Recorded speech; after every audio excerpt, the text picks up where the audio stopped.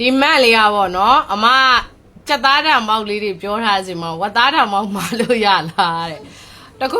ကျင်ညာပန်ဝတ်သားတက်မောင်တော့မှာတယ်လို့ဘလူလည်းမသိဘူးပြောချင်တာအရင်ဆုံးမပြောခင်လေဝတ်သားကသွေးတိုးတယ်ကျမကြီးရချင်းလေဝတ်သားကသွေးတိုးတယ်ဓမ္မောက်လည်းသွေးတိုးတယ်အဲ့တော့ငရဲပြည့်အရင်ရောက်သွားလိမ့်မယ်သိလားနှစ်ခုတွဲဆိုင်စားလို့တော့ရချင်ရမယ်စိုးရင်လို့ပြောပြနော်နောက်ဒီအကောင့်ပိုင်ရှင်ရဲ့ TikTok အကောင့်လေးတဲ့ကိုကြည့်လိုက်တော့သူကငှက်တစ်ပိုင်လှုပ်ပြီးတော့ငိမ့်ချမ်းပါစေပေါ့နော်မြန်မာပြည်ငိမ့်ချမ်းပါစေဆိုရင်ငှက်တစ်ပိုင်လှော့နေတယ်ထိုင်ပြီးတော့သူကတော့ဘယ်နိုင်ငံမှာလဲမသိဘူးအဲ့တော့အကိုလို့ပဲခေါ်လိုက်ပါမယ်အရင်ရုပ်ရည်ရရင့်နေတော့လေကျမထက်အများကြီးအသက်ကြီးလိမ့်မယ်အကိုရဲ့စိတ်ဓာတ်ကိုမငိမ့်ချမ်းတဲ့ပုံမှာအကိုဘလောက်ပဲငိမ့်ချမ်းတဲ့လှုပ်ရလှုပ်လို့မငိမ့်ချမ်းကိုဗုဒ္ဓရဲ့အဆုံးအမကိုသိတဲ့လူတကယ်စစ်မှန်ပြီးမီယိုးဖလာဗုဒ္ဓဘာသာကိုတတ်ဝင်ယုံကြည်ထားတဲ့ကျမရဲ့ဗုဒ္ဓဘာသာမိတ်ဆွေတွေတခါမှကျမရဲ့ comment မှာအဲ့လိုမျိုးလာမပြောဘူးကျမဘယ်ဟိန္ဒူလူမျိုးရဲ့အောက်မှာအမဲသားစားမလားလို့သွားမှန်းတာမြင်ဘူးလားကျွန်တော်လည်းဗုဒ္ဓဘာသာပါပဲဒါပေမဲ့လို့အဲ့လိုမျိုးသွားမှန်တာတော့မကောင်းဗျလူဆိုတာဘာသာရေးချွတ်တော့အရာကြည့်မှဆိုလို့ရှိရင်စော်ကားသလိုကြီးဖြစ်တာပေါ့ဗျာကိုကျင့်တရားကောင်းခြင်းမကောင်းခြင်းอ่ะကိုယ့်ရဲ့လောက်ရဲ့ကိုယ့်ရဲ့အမူအရာကိုယ့်ရဲ့မန့်နဲ့อ่ะသက်ဆိုင်တယ်တခါကြရင်လေမြမစကားမှာတာသမီမကောင်းမိဘကောင်းဆိုတာအဲ့လိုမျိုးပေါ့နော်မိဘခေါင်းကြဆိုတာဘယ်လိုမျိုးအကိုတို့အဲ့လိုတွေမှန်းတော့ဟဲ့မီမဆုံးမဖမဆုံးမဆိုဘယ်သူနာလဲကျမပြောတာမဟုတ်နော်အကိုတို့အဲ့လိုပြောမှာဟဲ့ဒီကောင်လေးကိုကြံမီမဆုံးမဖမဆုံးမလေးဆိုရင်အကိုတို့ပဲနင်နာမှာကျမတို့ဘာမှမသိဘူးနောက်ကျမတို့ကလေကျမတို့ဘာသာမှာကိုမစားပေမဲ့သူများစားတဲ့အသားသူများစားတဲ့အရာကိုထွင်ထွန်းလုပ်လို့မရဘူးရွရွရှရှပုံနေလုံးဆံမလို့ကျမကဝတ်သားလို့ပြောလိုက်တာနဲ့တုံဆင်းသွားမဲ့လူတန်းမှာကျမမပါဘူးကျမတို့မစားဘူးလေသူများကပါဇက်နဲ့တန်မိုးထားပြီးစားတဲ့အရာကိုကျမတို့ကဘာမှပြဿနာတက်နေစရာအကြောင်းမရှိဘူးအခုမောမှာဆိုလို့ကျမကဝတ်သားကိစ္စဘာပဲပြောကျမရင်ခုန်မှာမဟုတ်ဘူးအရင်တော့တငယ်ချင်းတွေကြောင်းထမင်းကြိုက်တာဘေးမှာသူတို့ဝတ်သားရင်းနဲ့ထမင်းစားတယ်ကျမတို့ကကျမတို့ကြိုက်ကျမတို့ဖွင့်ပြီးစားတယ်ဘာမှရှော့မရှိဘူးကိုပစက်တဲလည်းဘယ်သူမှအတင်းလာထဲတာမဟုတ်ကျမတို့ကတားမြစ်ထားလို့မစားတာကျမတို့ဒီချမှတ်ထားတဲ့လမ်းစဉ်ကိုလိုက်နာတဲ့အတွက်မစားတာအကိုဒီဗုဒ္ဓကအဆုံးအမတစ်ခုရှိတယ်အကိုတို့ဗုဒ္ဓဘာသာဆိုမီယိုးဖလာဘာသာဆိုဗုဒ္ဓဒီဘာပြောလဲဆိုကို့အကြောင်းသူတပားကိုမထိခိုက်စေပါနဲ့ဆိုပြီးပြောတယ်သိလားအဲ့ဒါဗုဒ္ဓဟုတ်တယ်ဗျမဟာဓမ္မဂန္ဒီပြောသလိုကိုမကြိုက်တာကိုသူမလုပ်စေချင်ရင်သူမကြိုက်တာကိုလည်းကိုမလုပ်ဖို့လိုတယ်ဗျအဲ့ရဲ့အဆုံးအမကိုတကယ်နာခံတဲ့လူတိုင်းကကို့အကြောင်းနဲ့သူတပားကိုဘာတော့မှထိခိုက်နေတာကိုမလုပ်ဘူး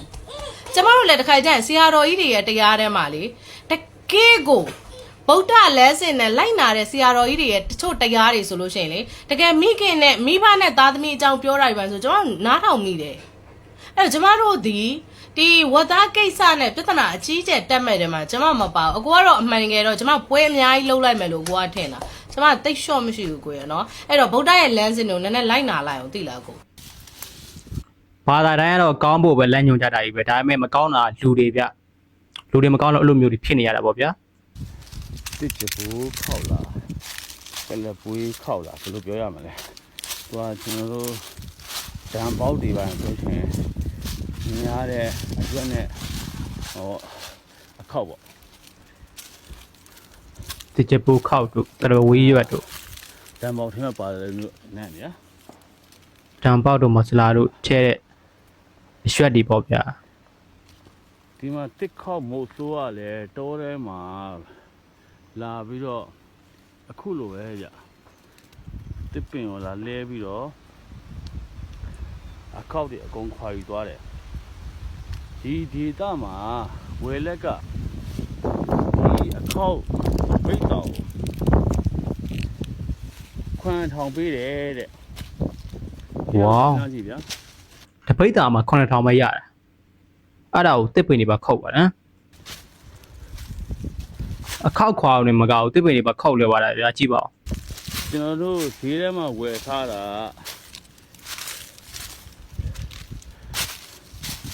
ဒီလို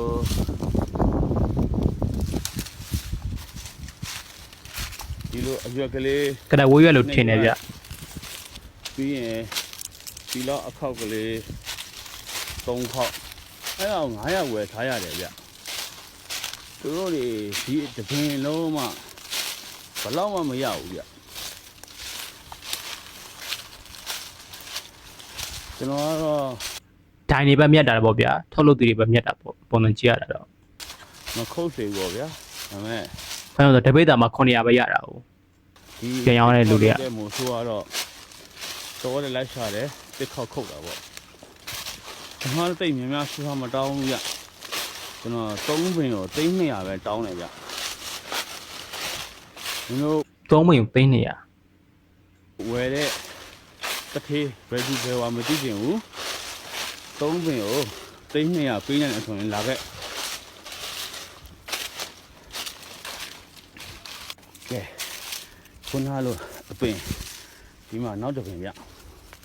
ဟာဒါမျိုးပဲဒီမှာတစ်ခေါက်ခွာပြီးတော့ယူတဲ့အပင်လဲသွားတယ် တပိန်ုံသိန်း60ကျော်တော့ပေးရနော်သူပြောပုံရဆိုရင် တကယ်တမ်းဒီလိုတဘာဝအတိုင်းပေါက်တဲ့တစ်ပင်တွေကြတော့ကျွန်တော်တို့ဒေသခံတောသူတောင်းသားတွေအကုန်လုံးကထိမ့်သိမ်းရမယ့်တာဝန်ရှိတယ်ဗျ မြန်မာပြည်မှာလည်းတရုတ်တွေကခုတ်တာနဲ့သူတို့ကခုတ်တာနဲ့တောကြီးလည်းပြုံးနေပါပြီဗျာ ဒီက ကြာကြာနေဂန္ဓာယာကြီးတောင်ဖြစ်တော့မှာ လူတွေကဟိုတဘာဝကြီးအတိုင်းပါပဲဗျာတောတောင်ရည်မီလိုပါပဲသူတို့ရဲ့ brain တွေကဘာတစ်ခုမှမပြတ်စည်းသေးဘူးဗျ အားအကြောင်းလဲရာသီဥတုတွေဖောက်ပြန်ပြီးတော့အပူတွေလွန်ခဲ့နေရမြန်မာပြည်မှာ ကျွန်တော်တစ် ဒီလိုကောင်းနေရောက် ကြည့်တာသူတို့ရဲ့ brain က brain 3ခုရှိရဆိုတော့ဘယ် brain နဲ့အလုပ်လုပ်နေလဲဆိုတော့ auto brain နဲ့အလုပ်လုပ်တာအများဆုံးတွေ့ရတယ်ဗျ